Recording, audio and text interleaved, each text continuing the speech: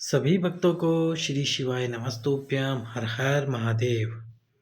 11 दिसंबर सोमवार की शिवरात्रि के दिन कीजिए एक अचूक उपाय।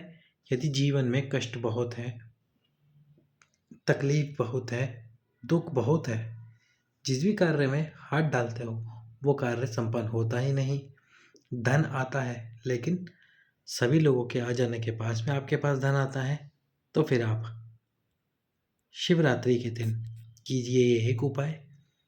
इस उपाय में आपको जरूरत होगी एक बेलपत्र की, एक शमी पत्र की, एक अक्षत के दाने की जो कि टूटा हुआ ना हो, इस बात का विशेष ध्यान रखें, एक धतूरे की और एक सफ़ेद पुष्प की। एक धतूरा, एक शमी पत्र, एक बेलपत्र, एक अक्षत, ये पांचों वस्तुओं को लेकर शिवरात्रि वाले दिन शिव मंदिर में जाकर या तो दिन के ठीक 12 बजे चले जाइए या फिर प्रदोष काल में चले जाइए या फिर सुबह सुबह चले जाइए, पर ठीक दिन के 12 बजे जाएंगे तो ज़्यादा बेटर रहेगा, यानी ज़्यादा अच्छा रहेगा। तो फिर आपको ठीक दिन के 12 बजे जाना है शिव मंदिर में ये पांचों वस्तुएं लेकर, और भगवान शंकर के ऊपर त्रिपुरारी महादेव का नाम लेते हुए। कौन से महादेव? त्रिपुरारी महादेव। त्रिपुरारी महादेव का नाम लेते हुए ये पांचों वस्तुएं एक साथ शिवलिंग के ऊपर समर्पित कर देनी है। त्रिपुरारी महादेव के नाम से आपके जीवन की कैसी भी दुख तकलीफ, कैसा भी दुख या जीवन में जितनी भी परेशानियां चल रही है, उन सारी परेशानियों का छुटकारा केवल इस एक उपाय से हो जाएगा। जो उपाय है त्रिपुरारी महादेव का उपाय, एक शमी पत्र, एक बेलपत्र, एक अक्षत का दाना, एक धतूरा और एक सफ़ेद पुष्प। अब इसी के साथ में यदि आपको धन की कमी चल रही है, व्यापार नहीं चल रहा, तो ठीक इसी शिवरात्रि के दिन, जो प्रत्येक महीने की शिवरात्रि आती है, 108 आपको अक्षत लेने हैं। 108 अक्षत लेने हैं, यानी कि चावल जो कि एक भी टूटा हुआ ना हो, इनको केसर में करके, यानी कि जो केसर का जल होता है, केसर का पानी होता है, उस पानी में पीले कर कर, पकाना नहीं है इन अक्षतों को, आपको पीले ही करना है।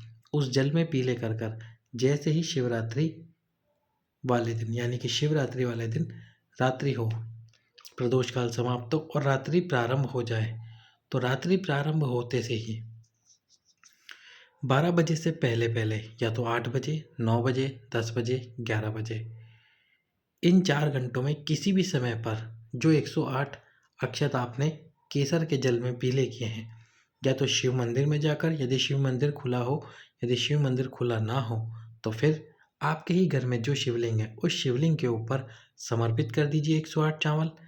ये 108 चावल समर्पित करने के बाद सुबह 4 बजे ब्रह्म मुहूर्त में इन चावलों को उठाकर अपने पास में रख लीजिए, किसी भी कपड़े में बांधकर अपने पास में रखिए। जैसे जैसे शिवरात्रियाँ बीतना प्रारंभ हो गई, एक एक शिवरात्रि बीतती जाएगी, आपका जो धन है वो धीरे धीरे बढ़ना प्रारंभ हो जाएगा। अगला उपाय जो इसी शिवरात्रि के दिन कीजिए। इसी शिवरात्रि के दिन जीवन से कष्टों को समाप्त करने के लिए 108 शमी पत्र, 108 शमी पत्र या 133 शमी पत्र, ये बिल्कुल नया उपाय है। 108 या 133 शमी पत्र का एक एक शमी पत्र आपको शिवरात्रि के दिन समर्पित करना है। यदि आप 133 शमी पत्र ले रहे हैं तो 133 बार आपको जल समर्पित करना होगा। एक शमी पत्र समर्पित करा, फिर एक बार जल, फिर एक शमी पत्र समर्पित करा, फिर एक बार जल, फिर एक शमी पत्र समर्पित करा, फिर एक बार जल। इस प्रकार से यदि 133 शमी पत्र लेते हो या 108 शमी पत्र लेते हो, एक एक शमी पत्र समर्पित करने के बाद में आपको एक एक बार जल समर्पित करना है शिवलिंग के ऊपर शिवरात्रि के दिन। जीवन में कैसी भी दुख तकलीफ क्यों ना चल रही होगी, ये शिवरात्रि इस उपाय से आपके वो जीवन की तकलीफ दुख समाप्त हो जाएगा। यदि 108 ले रहे हो तो 108 लेना, और जो जल समर्पित करोगे वो थोड़ा थोड़ा ही समर्पित करना है आपको, पूरा एक कलश जल समर्पित नहीं करना। यदि आपके पास में कलश और जल रखा हुआ है तो उस कलश को भरिए, थोड़ा थोड़ा जल समर्पित करते जाइए। 133 शमी पत्र समर्पित करोगे तो 133 बार जल समर्पित करना है। अगला उपाय जो कि संतान की प्राप्ति के लिए है, 12 महीने का उपाय शिवरात्रि वाले दिन का संतान प्राप्ति के लिए। और ये जो उपाय है ये 12 महीने का उपाय है, आपको 12 महीने करना है, लगातार करना है। करना क्या है आपको, एक पार्थिव शिवलिंग का निर्माण करना है उस पार्थिव शिवलिंग का निर्माण करके उस पार्थिव शिवलिंग की पूजन अर्चना करनी है। अब आप बोलेंगे गुरुजी हमको पार्थिव शिवलिंग की पूजा तो करना आते नहीं। तो जैसे आप शिव मंदिर में भगवान शिव की पूजा करते हो, उसी प्रकार से पार्थिव शिवलिंग की पूजा करना अपने घर में।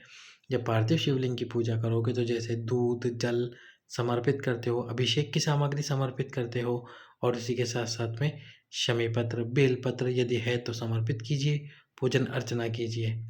लेकिन ये पार्थिव शिवलिंग आपको संतान की प्राप्ति करवाएगा कैसे?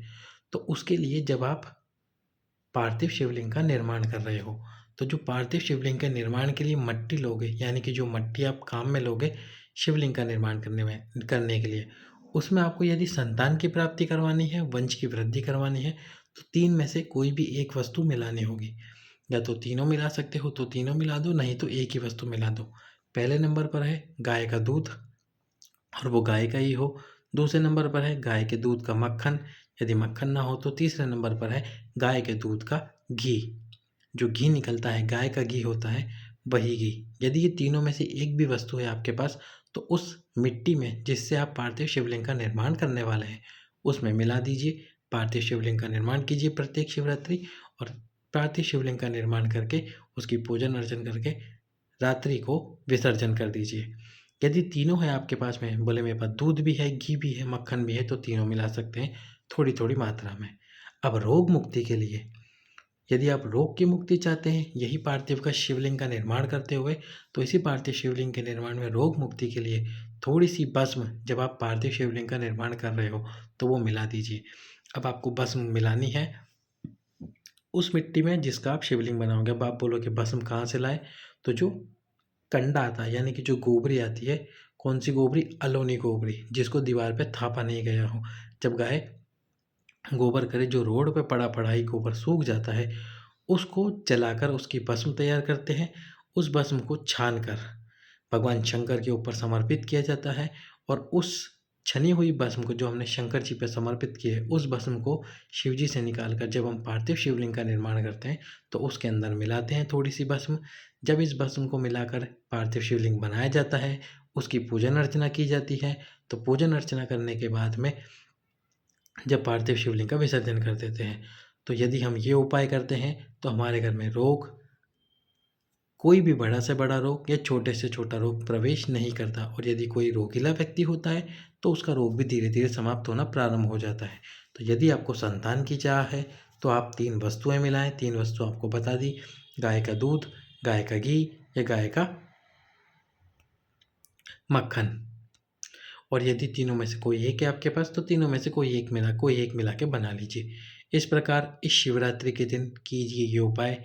दिन के 12 बजे, रात्रि के 12 बजे संतान प्राप्ति के लिए और साथ ही साथ में आपके जीवन से दुखों को समाप्त करने के लिए। सभी भक्तों को श्री शिवाय नमस्तुभ्यम। हर हर महादेव।